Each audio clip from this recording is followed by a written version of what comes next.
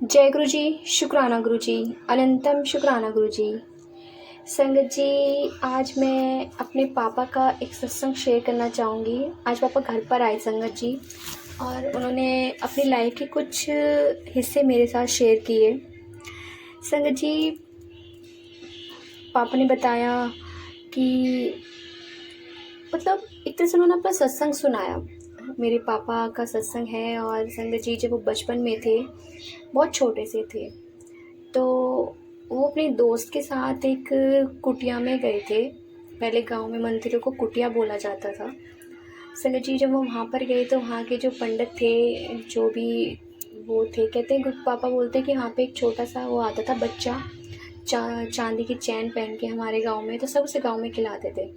जैसे धीरे धीरे बड़ा हुआ तो सब उसे मतलब बालक की जगह कहते हैं, उन्हें मतलब एक तरह से साधु बना दिया गया। सब उन्हें बहुत बड़ा हो के बाल रूप का साधु बोलने लगे थे। तो फिर वो कुटिया में रहने लगे।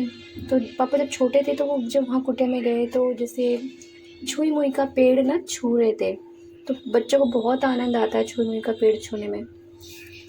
तो वहाँ पे जो भगत थे, साधु थे, वो कहते हैं कि ऐसा करो, जाओ पानी लेकर आओ, पौधों को पानी दो। तो जो उनके दोस्त थे वो दोनों एक एक करके जाते हैं। कभी वो पानी भर के ला रहे हैं, कभी मेरे पापा पानी भर के ला रहे हैं, और दोनों पौधों में डाल रहे हैं। संगत जी जब मेरे पापा गए पानी लेने के लिए तो वहाँ पे संगत जी जब पापा गए तो वहाँ पे ना, जहाँ जो पानी ले रहे थे वहाँ बहुत गड्ढा था, जो वो बहुत ज़्यादा गहरा गड्ढा था। संगत जी जब मेरे पापा ने पानी लिया वहाँ से तो पापा का पैर स्लिप हो गया, क्योंकि वहाँ छोटे छोटे पत्थर पड़े थे, कंकड़ पड़ी थी। पापा का पैर स्लिप हुआ और वो गड्ढे में गिर गए। संगत जी उस टाइम पे कहते हैं ना, गुरु महाराज जी भगवान भोलेनाथ को बहुत मानते हैं मेरे पापा, बहुत ज़्यादा मानते हैं भोले बाबा को। तो उस टाइम पे भोले बाबा पता नहीं कहते हैं कि किस रूप में आ गए। एक गडरिया था जो मतलब कुछ किसने चरा रहा था पशुओं को, पता नहीं, ये नहीं पता, पापा ने बताया था, ये नहीं पता कौन से पशु थे वो। तो समझ जी जिन भैंस थी, जिन गाय थी, पता नहीं, या भेड़ थे, जो भी थे, उनको चरा रहे थे। तो उन्होंने पापा का हाथ देखा, क्योंकि पापा ना ऊपर से हाथ को हिला रहे थे पानी के अंदर, पानी में जब थे गड्ढे में गिर गए थे, बहुत गहरा गड्ढा था। पापा अपना हाथ पैर मार रहे थे अपने आप को बचाने के लिए, तो अपना हाथ हिला रहे थे। संगत जी उस टाइम पे उन्होंने देखा और पापा को बचाया, बाहर निकाला। वो कहते हैं ना, गुरु महाराज जी हमेशा कहते हैं कि मैं तेनू न्यू लाइफ ब्लेस किया। तो मेरे पापा को गुरु महाराज जी ने न्यू लाइफ ब्लेस करी बचपन में। संगत जी उन्होंने जो भी वो थे चरा रहे थे, जिन्होंने पापा की जान बचाई, एक तरह से गुरु महाराज थे वो। और फिर जाके वो साधु को बोलते हैं कि आप क्या कर रहे हो, बच्चों से बोल रहे हो, अभी इसकी जान चली जाती है, गड्ढे में गिर गया, नहीं होता तो क्या होता, अगर मैं नहीं होता तो क्या होता। तो संगत जी वहाँ पे वो आ गए। ये पापा का पहला सत्संग जो गुरु महाराज जी ने उन्हें लाइफ ब्लेस करी। Second life bless Guru Maharaj जी ने, मतलब मेरी आंखों के सामने की बात है, जब मैं छोटी थी, मेरी शादी नहीं हुई थी। संगत जी हमारे पापा को बहुत भयानक अटैक पड़ा था, और अटैक ऐसा था कि मतलब बचना मुश्किल था। और वो अटैक मतलब एक साइलेंट अटैक समझ लो या कैसा भी, क्योंकि हमें इतना पता नहीं था उस टाइम में, बस ये पता था कि अटैक पड़ा है। और मेरे पापा एकदम से गिर गए। तो वो जने उन्हें पकड़ के ला रहे हैं, दुकान पे बैठे हुए थे, बातें चल रही थी, और एकदम से पापा गिर गए। फिर दो जने उन्हें पकड़ के लेकर आए। मैंने बाहर देखा, मैं शोर मचाया, मैंने कहा मम्मा भैया आप देखो पापा को क्या हो गया। पापा लटक गए थे, मैंने पूरा देखा प्रॉपर, पापा लटक गए थे, मतलब उन्हें होश नहीं आया। शाम को उन्हें होश आया था। पूरा दिन हम लगे रहे कि पापा को होश आ जाए, होश आए, हाथ पैर मसल रहे हैं, डॉक्टर को बुला रहे हैं, कोई भी वो नहीं थी। और हमारी दीदी की शादी हो गई थी। हमारी दीदी रोने लगी पापा की हालत देख के, क्योंकि पापा उठ भी नहीं पा रहे थे। 2-3 जनों ने उठा के कभी बिस्तर पलटा रहे, कभी कुछ कर रहे, कभी कुछ कर रहे, मतलब अपना सच छोड़ दिया पापा ने, बिल्कुल सच छोड़ दिया था। और शाम को उन्हें होश आया था। तो उस टाइम पे भी हमारे पापा को गुरु महाराज जी ने न्यू लाइफ ब्लेस करी, क्योंकि हमारे पापा भोले बाबा को बहुत मानते हैं, बहुत मानते हैं। एक तरह से कहते हैं ना, गुरु जी जो भोले को माने तो मैंने माने, तो मैं मतलब मैं ही हूँ, सब कुछ मैं ही हूँ। तो गुरु महाराज जी ने उन्हें सेकंड लाइफ ब्लेस करी, सेकंड बार।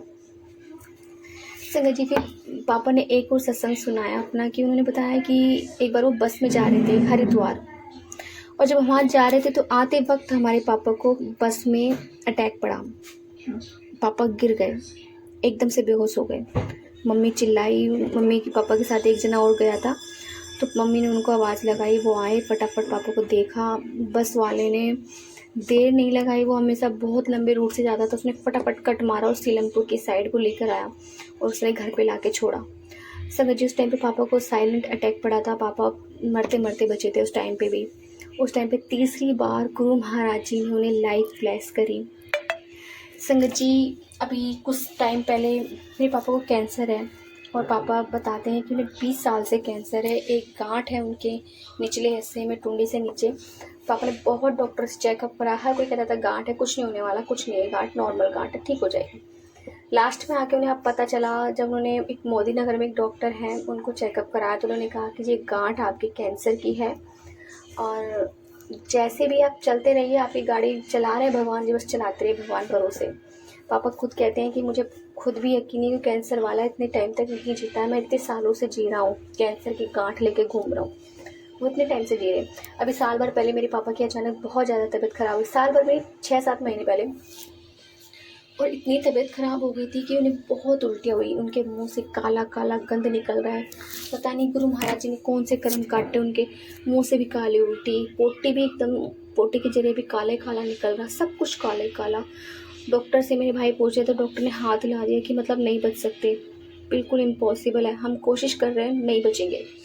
संगत जी, मतलब पूरा दिन डॉक्टर लगे रहे, 24 घंटे पापा के इसमें लगे रहे, खून सारा ख़त्म हो गया, खून ब्लड चढ़ाया गया उन्हें, बहुत मुश्किलों हालात से गुजरे। पापा को भी लगा एक बार को क्या मैं चला जाऊंगा, मैं नहीं बचूंगा, पर वो कहते ना जाके राखो साइयाँ मार सके ना कोई। गुरु महाराज जी को अपने उनके हाथों से, मेरे पापा के हाथों से एक काम करवाना था, जो जिसकी वजह से गुरु महाराज जी ने उन्हें न्यू लाइफ फिर से ब्लेस करी। 4 बार मेरे पापा को न्यू लाइफ ब्लेस करी गुरु महाराज जी ने। गुरु महाराज जी का लख लख बार शुक्राना।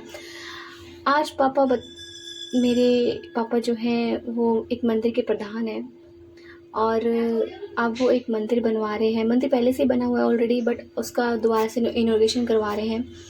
जो जिस घर में मंदिर था उन्होंने ज़मीन किसी ने ख़रीद ली, तो उसने पिछला हिस्सा भी अपना मंदिर को दान दे दिया। उसने कहा कि मैं टैल पत्थर भी लगवा दूंगा। कई लोगों से बात करी, कुछ लोगों ने सीमेंट की भी हामी भर दी, सब कुछ। मतलब कहते हैं ना, जब भगवान को जिसके हाथों से पुनरुद्धार कराना होता है वो करा ही लेते हैं।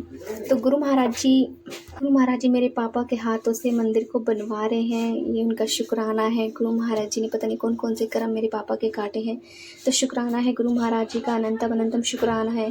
जय गुरु जी, शुक्राना गुरु जी। संगत जी, यदि आपको सत्संग अच्छा लगा तो प्लीज़ हमारे चैनल को लाइक कीजिए, सब्सक्राइब कीजिए, बेल आइकन को प्रेस कर दीजिए ताकि नई सत्संग की जानकारी आपको जल्द से जल्द मिल सके। संगत जी, यदि आप अपना सत्संग शेयर करना चाहते हैं तो आप भी हमारे व्हाट्सअप नंबर पर लिख कर भेज सकते हैं, रिकॉर्ड करके भेज सकते हैं। आपके सत्संग भी और संगत और शेयर किए जाएंगे। संगत जी, ये सेवा हमें गुरु महाराज जी ने बख्शी, तो आप भी इस सेवा का भागीदारी बनिए। आप भी अपने सत्संग में रिकॉर्ड करके भेजिए, लिख कर भेजिए। जय गुरु जी, शुक्राना गुरु जी।